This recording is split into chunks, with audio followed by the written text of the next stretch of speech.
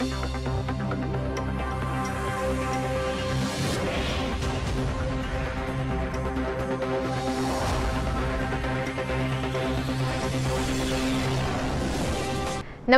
દર્શક મિત્રો, અબ તક બુલેટિનમાં આપ સૌનું સ્વાગત છે। વિગતવાર સમાચાર જોતા પહેલા જોઈએ આજના મુખ્ય સમાચાર। કોરોનાની રસી જોઈએ છે તો 12 જાતના દસ્તાવેજો તૈયાર રાખજો।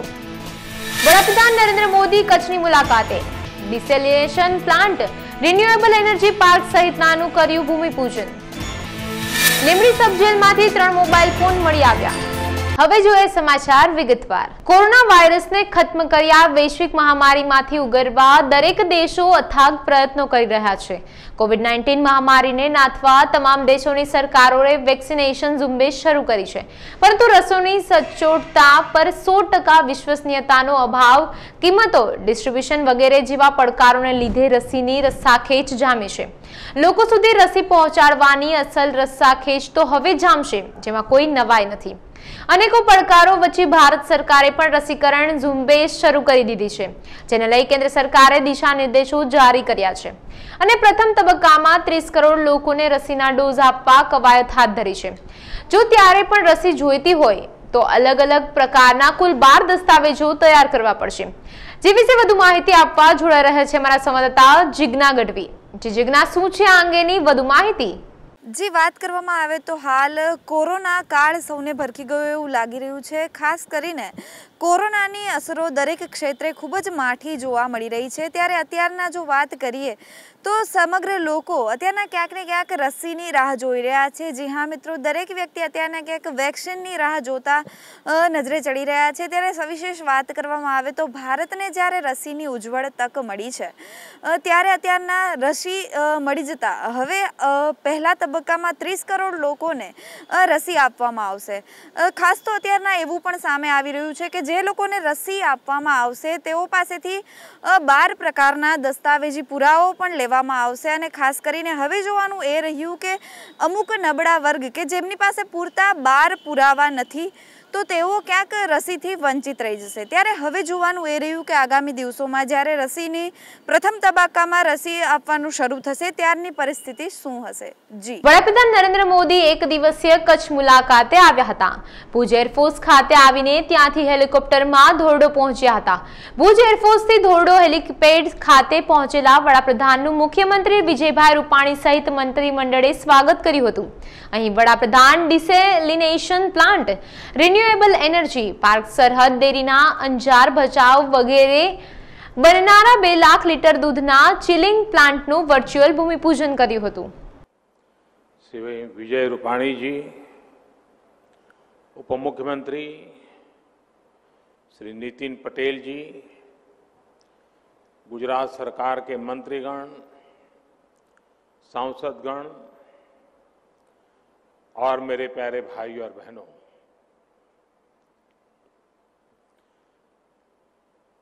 कियो कच्छी माड़ो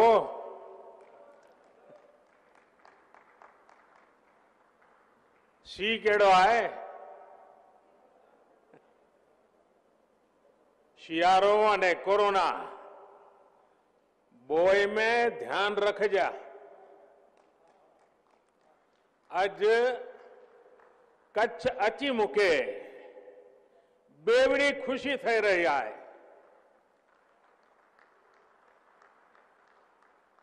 बेवड़ी एटले आए के कच्छड़ो मुझे दिलजे बोरो आए।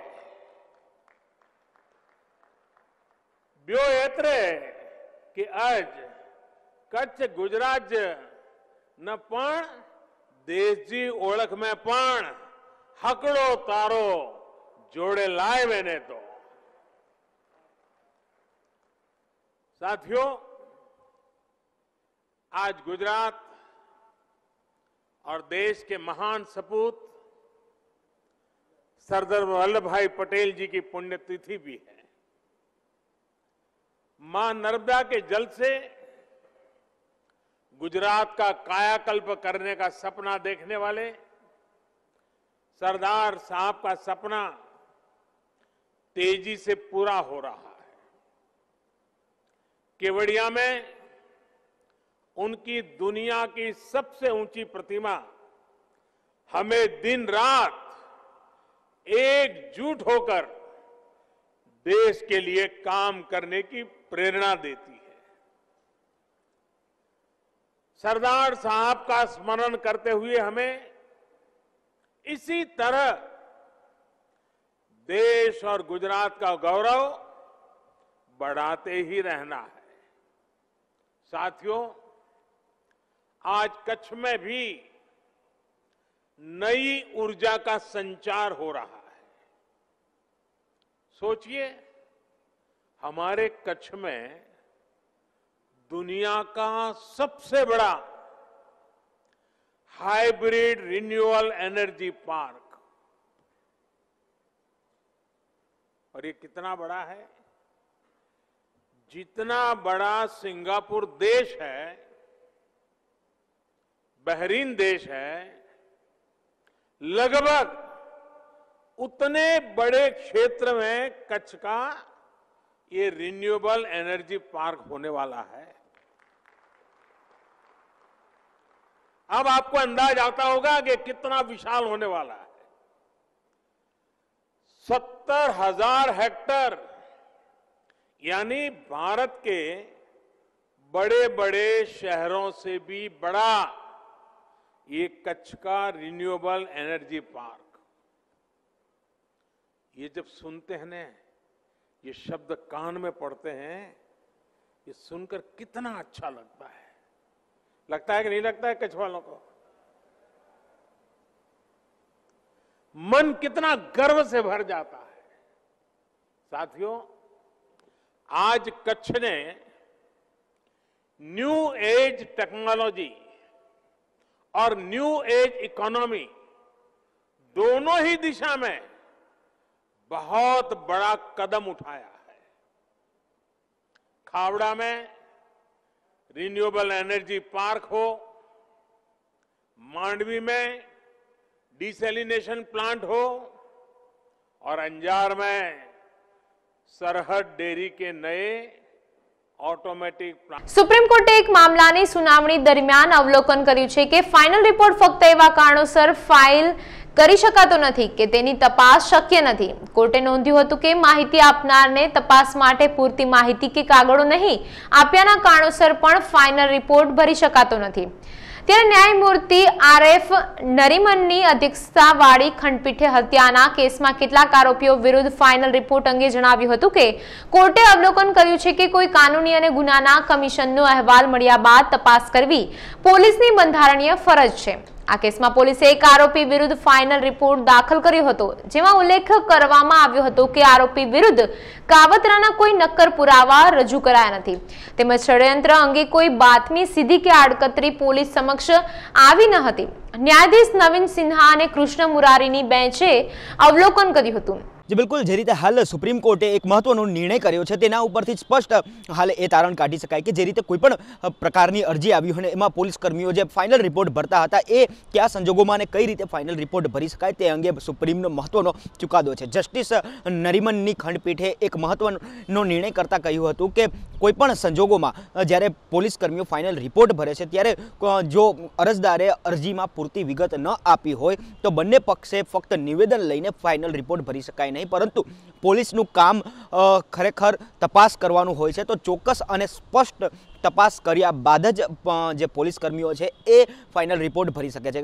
ખાસ સુપ્રીમની આ બેન્ચે એ પણ નોંધ્યું હતું કે આર્ટિકલ 14 અને આર્ટિકલ 21 તમામ લોકોને સમાનતાનો અધિકાર આપે છે, એટલે આ બાબત ન્યાય અને કોઈપણ પ્રકારની અરજી કે ફરિયાદમાં પણ લાગુ પડતી હોય છે અને પોલીસને પણ આ બાબત લાગુ પડે છે, એટલે કોઈપણ અરજીમાં સચોટ તપાસ કરવી જરૂરી છે। ત્યારબાદ જ ફાઇનલ રિપોર્ટ ભરી શકાય, નહીં કે ફક્ત બંને પક્ષે નિવેદન લઈને જે ફાઇનલ રિપોર્ટ છે એ ભરી દેવામાં આવે અને આ બાબતને કોર્ટ દ્વારા માન્ય રાખવામાં આવશે નહીં। તો આ બાબત હાલ સુપ્રીમ કોર્ટે સ્પષ્ટ કરી છે કે ફાઇનલ રિપોર્ટ ક્યારે અને કયા સંજોગોમાં અને કઈ રીતે ભરી શકાય, અને જો પોલીસ કર્મીઓ દ્વારા ફક્ત નિવેદન લઈને ફાઇનલ રિપોર્ટ ભરી દેવામાં આવશે તો આ બાબતને બિલકુલ માન્ય રાખવામાં આવશે નહીં. અને ખાસ જ્યારે ફાઇનલ રિપોર્ટની આપણે વાત કરતા હોય તો દીવાનીથી માંડીને ક્રિમિનલ પ્રકારના તમામ ગુનાઓમાં ફાઇનલ રિપોર્ટ ભરાતા હોય છે અને તમામ પ્રકારના ગુનાઓમાં આ જે ફાઇનલ રિપોર્ટ છે અસર કરતા હોય છે. તો જો જે રીતે સુપ્રીમ નિર્ણય કર્યો છે એ મોટા ભાગના કેસને અસર કરતા સાબિત થશે. જી, સુરેન્દ્રનગરના લીંબડી ખાતે આવેલ સબ જેલમાં સરપ્રાઇઝ ચેકિંગ દરમિયાન 3 મોબાઈલ અને 1 ચાર્જર મળી આવ્યા હતા.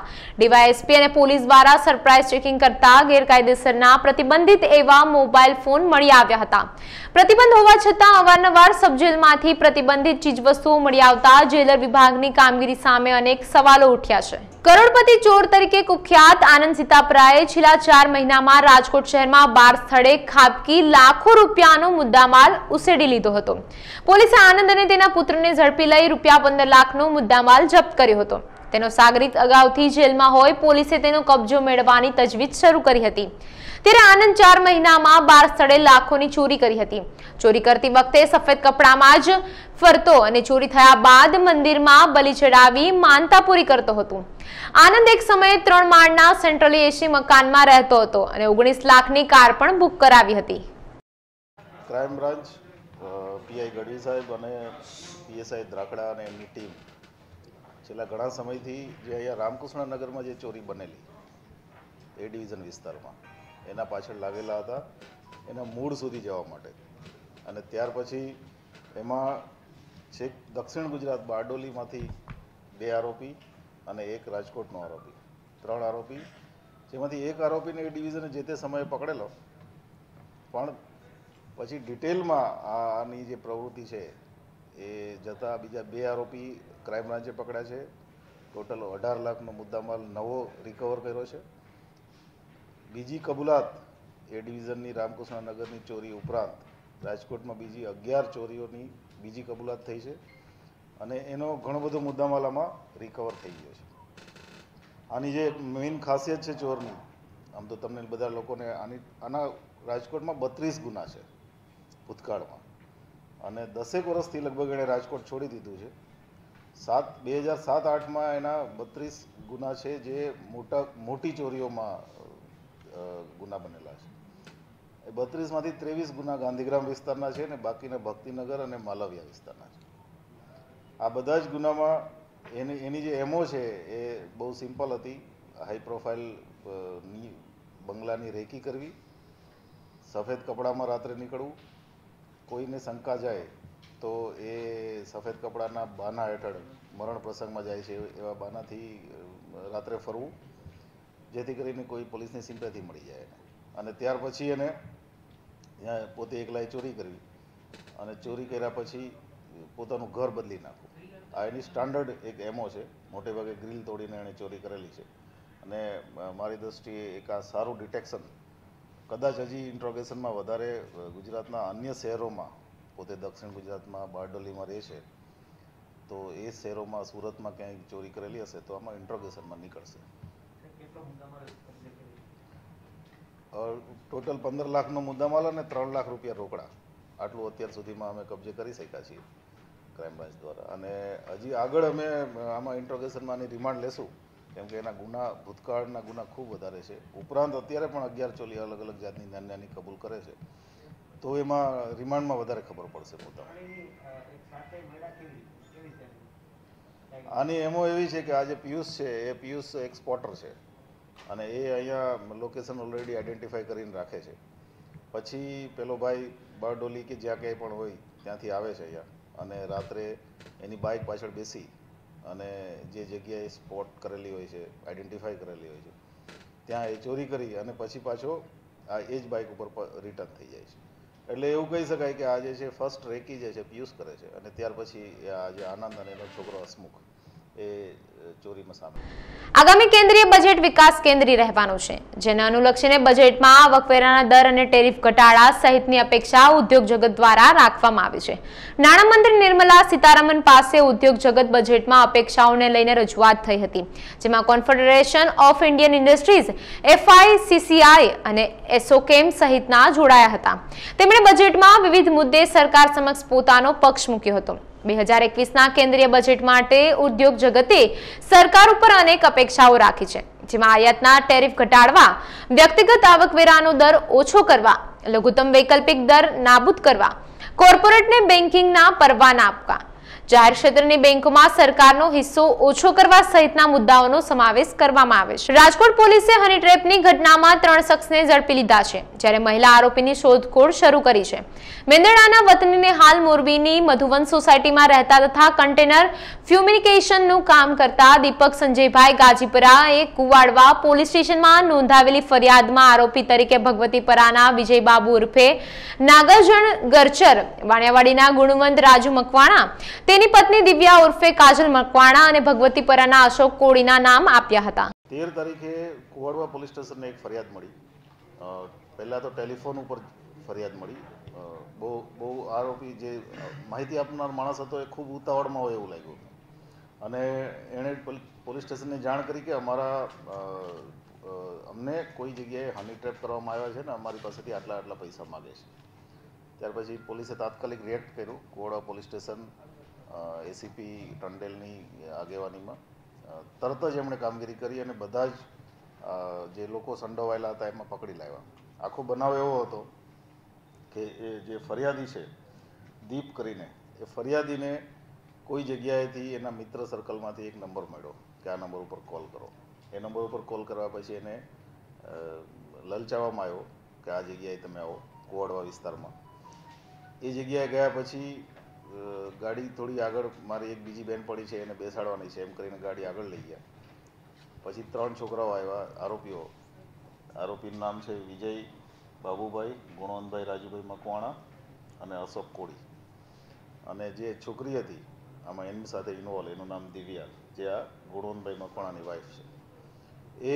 એ આરોપીઓએ પછી એમને પહેલાં તો 10,000 રૂપિયા એટ એ ટાઈમ લઈ લીધા. ત્યાર પછી કીધું કે હવે 2 લાખ રૂપિયા આપશો તો જ તમને જવા દઈશું. અહીંયા તમે છોકરી સાથે ફરો છો, રાત્રે ફરો છો, એ પ્રકારના એમની સાથે વર્તન કર્યું. પછી એમાંથી એક માણસને પૈસા લેવા માટે એટીએમમાં મોકલ્યા. બીજા 16,000 પણ પડાવી લીધા. ટોટલ 26,000 એટ એ ટાઈમ પડાવી લીધા. એ બાબતની ફરિયાદ મળતા વિશેષમાં તપાસ કરતા આ વિજય, ગુણવંત એ અગાઉ પણ, એ બંને ભગવતીપરાના રહેવાસી છે, રાજકોટના. ફરિયાદી છે એ મોરબીનો છે. અગાઉ પણ આ પ્રકારની 5મા મહિનામાં બી ડિવિઝન વિસ્તારમાં આ પ્રકારની એમઓમાં પકડાયેલા છે. એમાં ગુનો પણ દાખલ થયો છે અને બીજી વાર 5 મહિનામાં બીજી વાર પાછી આ જ પ્રકારની હની ટ્રેપના કેસમાં પકડાયા છે, જેમાં પોલીસે ગુનો દાખલ કરીને બધા આરોપીઓને અરેસ્ટ કરી લીધા છે. આ 5 મહિના દરમિયાન અમારા સુધી કોઈ ફરિયાદ નથી આવી, પણ મીડિયાના માધ્યમથી જો કોઈ ફરિયાદ હજી વધારે આવે, કેમ કે 5મા મહિનામાં એમણે ગુનો કરેલો ત્યાર પછી છૂટીને આ પાછી આ જ એમો ચાલુ કરી છે. એટલે જો મીડિયાના માધ્યમથી આ આવે, વધારે ફરિયાદ આવે તો અમે એમાં લઈ અને એની જે પણ લીગલી સ્ટ્રિક્ટ એક્શન લેવાના છે એ લઈ શકશું. અત્યારે અમે 4 પકડ્યા છે આરોપી. મેં કીધું એમ વિજય, ગુણવંત, અશોક અને દિવ્યા જે ગુણવંતની વાઈફ છે, આ 4 આરોપી પકડ્યા છે. કદાચ હજી એકાદ આરોપી એમાં મને લાગે છે કે પકડવાનું બાકી છે. જોઈએ છીએ એમાં ઇન્ટ્રોગેશનમાં શું નીકળે છે. કુતિયાણા પંથકના ધારાસભ્ય કાંદલ જાડેજા દ્વારા સરાહનીય કામગીરી કરવામાં આવી છે. ખેડૂતોએ સિંચાઈ માટે ચૂકવવાના પૈસા ધારાસભ્ય જાડેજાએ ચૂકવ્યા હતા. દર વર્ષની માફક આ વર્ષે પણ ધારાસભ્ય કાંદલ જાડેજાએ ખેડૂતોના સિંચાઈના 4 લાખથી વધુની રકમ ચૂકવી હતી. ભાદર 2 ડેમમાંથી પાણી છોડવામાં આવશે, જેને કારણે 15,000 વીઘા જમીનને પિયત માટેનું પાણી મળી રહેશે. રાજ્ય સરકાર દ્વારા 10 ગ્રામ દીઠ એક મોબાઈલ પશુ દવાખાનાની યોજના અમલમાં મૂકી છે, જે અંતર્ગત અગાઉ મોરબીમાં 4 મોબાઈલ પશુ દવાખાના કાર્યરત થઈ ચૂક્યા છે, ત્યારે વધુ 2નું લોકાર્પણ કરવામાં આવ્યું હતું. રાજ્યના પશુપાલન વિભાગના મંત્રી કુંવરજીભાઈ બાવળિયાના હસ્તે 2 મોબાઈલ પશુ દવાખાનાને ફ્લેગ ઓફ આપીને લોકાર્પણ કરવામાં આવ્યું હતું, જે પ્રસંગે સાંસદ મોહનભાઈ કુંડારિયા, ધારાસભ્ય બ્રિજેશભાઈ મેરજા, તાલુકા ભાજપ પ્રમુખ અરવિંદભાઈ વાંસદડિયા સહિતના મહાનુભાવો ઉપસ્થિત રહ્યા હતા. મોરબી ખાતેથી અગાઉ મોબાઈલ પશુ દવાખાના 2 તબક્કામાં 4 વાહનો ફાળવેલા. આજે વધારાના વાહનો પણ અહીંથી આ મોબાઈલ પશુ દવાખાનાની અહીંથી શરૂઆત કરવા માટે મોરબી ખાતે ખાસ કરીને અમારા આ વિસ્તારના સાંસદ મોહનભાઈ, બ્રિજેશભાઈ, પક્ષના સૌ સંગઠનના હોદ્દેદારો એની ઉપસ્થિતિમાં આ મોરબી જિલ્લાની અંદર પશુપાલન કરતા ખેડૂતો હોય, પશુપાલકો હોય, એની પશુઓને વિનામૂલ્યે સારવાર મળી રહે, સુવિધા મળી રહે, એના ભાગરૂપે આજે ત્રીજા તબક્કાના વાહનો એટલે मोबाइल पशु दवाखाने की शुरुआत करवा माटे मोरबी में आज जो फंक्शन था उसमें 2 MVD व्हीकल्स का लॉन्च किया गया है। 10 MVD 10 गांव डीड एक पशु दवाखाना जो पशुपालन विभाग का योजना है उसका अनावरण श्री मुख्यमंत्री श्री विजय भाई रूपानी ने जून के महीने में किया था। तो आज 3rd फेज लॉन्चिंग मोरबी है जिसमें अभी तक टोटल 4 व्हीकल्स मोरबी डिस्ट्रिक्ट में ऑपरेशनल थी। आज से 2 और व्हीकल हम लोग ऐड कर रहे हैं, तो अब कल से 6 व्हीकल्स टोटल मोरबी में हम लोग ऑपरेट करेंगे, जिसमें से 60 गांवों को निःशुल्क पशु सारवार देंगे। नेक्स्ट फेज जो है उसमें 4 और व्हीकल आने वाले हैं, तो 40 गांव और उसमें हम लोग बढ़ा देंगे, तो टोटल 100 गांव को हम लोग आने वाले टाइम में ये સર્વિસ પ્રોવાઈડ કરને વાલે હૈ। દાદરનગરના રખોલી ખાતે ગ્રામ સભાનું આયોજન કરવામાં આવ્યું હતું, જેમાં ગ્રામ વિકાસ મંત્રાલયે વિકાસના કામોના ઠરાવો લેવામાં આવ્યા હતા। રોડ, લાઇટ, ગટર અને પીવાના પાણીની સુવિધા સહિતના વિકાસના કામોની ચર્ચા કરવામાં આવી હતી।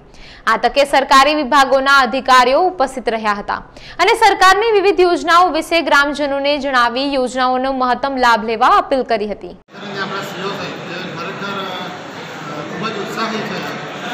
રજૂઆત કરી કે ગ્રામસભામાં લોકોએ આવવું જોઈએ અને ગ્રામસભામાં રજૂઆત કરવી જોઈએ, જેથી જિલ્લા પંચાયતે ખબર પડે કે ગામ લોકોને કયા કામ કરવાની ઈચ્છા છે, તો દરેક ઓફિસરોનું ખૂબ જ સારું। સરકાર દ્વારા આયુર્વેદિક ડોક્ટરોને સર્જરી કરવાની પરવાનગી આપવામાં આવી છે, જેને લઈ MBBS ડોક્ટરો વિરોધ અને હડતાળ કરેલી હતી। હડતાળ સમયે એલોપેથી ડોક્ટરોએ વિરોધમાં જણાવ્યું હતું કે આયુર્વેદિક ડોક્ટરો સર્જરી કરશે તો દર્દીઓ સાથે ચેડા થાય। આવા ઉચ્ચારણના વિરોધમાં પોરબંદર જિલ્લાના આયુર્વેદિક ડોક્ટરોએ કલેક્ટરને રજૂઆત કરી હતી। નમસ્કાર, હું doctor Jaydeep Shah, medical officer Ayurveda, ભાવસીજી જનરલ હોસ્પિટલ પોરબંદર। આજે Ayurvedic medical practitioners association Porbandar વતી અમે લોકો કલેક્ટર ઓફિસમાં એક નિવેદન માટે આવ્યા છીએ। તાજેતરમાં ભારત સરકાર દ્વારા જે CCIM ભારત સરકારની સંસ્થા છે એમણે તાજેતરમાં એવો ડિસિઝન લીધો છે કે આયુર્વેદિક તબીબો કે જે પોસ્ટ ગ્રેજ્યુએટ છે સ્પેશિયલી સર્જિકલ લાઇનમાં એ લોકો ભવિષ્યમાં અમુક પ્રકારની ખાસ એમાં જે ઉલ્લેખ કરેલો છે એ પ્રકારની સર્જરી કરી શકશે। તો આ બાબતે સમગ્ર દેશમાં આયુર્વેદિક તબીબો અને એલોપેથિક તબીબો વચ્ચે એક પ્રકારનો સંઘર્ષ ચાલી રહ્યો છે। ઘણા બધા સોશિયલ મીડિયામાં અને બધી જગ્યાએ આનો વિરોધ થઈ રહ્યો છે। તો આ બાબતે કેટલી ચોખવટ કરવા માટે અમે આવેલા છીએ। ખાસ કરીને ઇન્ડિયન મેડિકલ એસોસિએશન પોરબંદર દ્વારા પ્રેસ નોટમાં એવો ઉલ્લેખ કરવામાં આવ્યો છે કે આયુર્વેદિક તબીબો દ્વારા લોકોના સ્વાસ્થ્ય સાથે ચેડા કરવામાં આવશે ફ્યુચરમાં। તો આ એમના શબ્દોને અમે સ્પષ્ટ રીતે વખોડી કાઢીએ છીએ। આ બાબતમાં કેટલી ચોખવટ લોકો સુધી પણ પહોંચવી જરૂરી છે કે સીધો સરકારે આવો કોઈ ડિસિઝન લીધો નથી। જેટલા પણ આયુર્વેદિક તબીબો છે એ લોકોમાં પણ 3 વર્ષનો પોસ્ટ ગ્રેજ્યુએશન હોય છે, જેમાં સર્જિકલ બ્રાન્ચ છે જેને શલ્ય અને શાલક્ય કહેવાય છે, જેમાં આ પ્રકારની સર્જરીઓ ભૂતકાળમાં પણ થતી હતી, એને અપગ્રેડ કરી પ્રોપર ટ્રેનિંગ આપી અને પછી આ પ્રકારની સર્જરી સ્પેશિયલ જે ઉલ્લેખ છે એ જ પ્રકારની પ્રાઇમરી સર્જરી કરવાની એક પરમિશન આપવાની એક પ્લાન છે। આ બાબતે સરકાર પણ પૂરતો એના માટેની ટ્રેનિંગ આપશે અને પછી જ સર્જરી કરવાની અનુમતિ આપવાની છે। તો આમાં કોઈ સ્વાસ્થ્યને ચેડા કરવાની કોઈ વાત આવતી નથી।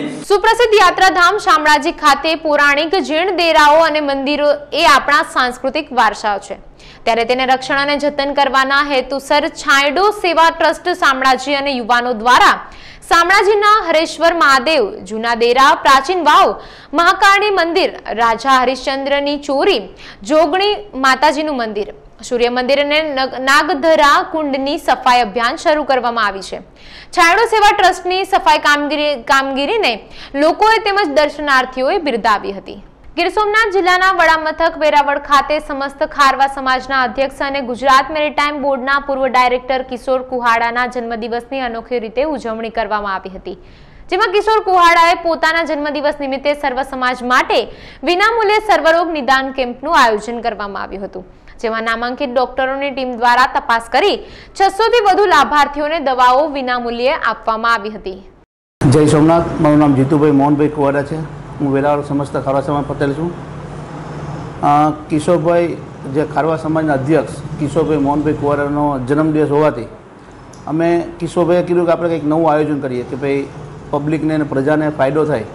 એ હેતુથી અમે આજે રવિવારના આજના દિવસે એક કેમ્પનું આયોજન કર્યું, જેમાં MD ડૉક્ટર, બાળકના ડૉક્ટર અને હાડકાના ડૉક્ટર તનયને બોલાવીને કેમ્પ રાખ્યો છે આજે. અને કિશોરભાઈ ઈચ્છા હતી કે ભાઈ જન્મદિવસ આપણે ઉજવવા કરતાં આપણે માનવ સેવા કરીએ એ હેતુથી આપણે આજે કેમ્પ રાખ્યો છે. અને કેમ્પમાં બધા ડૉક્ટર ફ્રી સેવા આપવાના છે. અને જેટલા દર્દી આવશે એને દવાથી માની પાતા પીંડી જે કંઈ જોશે એ બધું કિશોરભાઈ કુવારા તરફથી આપવામાં આવશે. અને આજે રાત આપણે વેરાવળ પાટણની જ્યાં જે પ્રજા ત્યાં રિક્ષાને જાહેરાત કરીને ફરાયું હતું. 500-700 જેટલા નામ આવ્યા છે. અને ધીરે ધીરે દર્દીઓ પણ આવવાનું ચાલુ છે.